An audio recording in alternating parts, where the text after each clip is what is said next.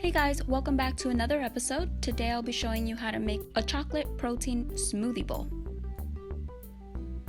Now for the base of the recipe, you will need 1 cup of water, 1.5 bananas, 1 de-pitted date, and chocolate powder protein. I'm using the Vega plant-based protein.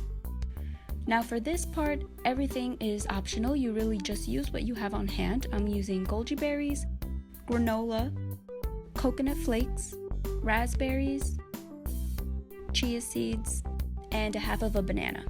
Now just go ahead and put all the base ingredients in the blender or food processor and blend. Put whatever toppings you have on hand and get creative. The prettier you make it, the more you're going to enjoy it. This recipe is great for people who go to the gym and need more protein, or vegetarians and vegans who may need more protein. Alright, that is all for today. Thank you for stopping by, and I hope to see you in the next video.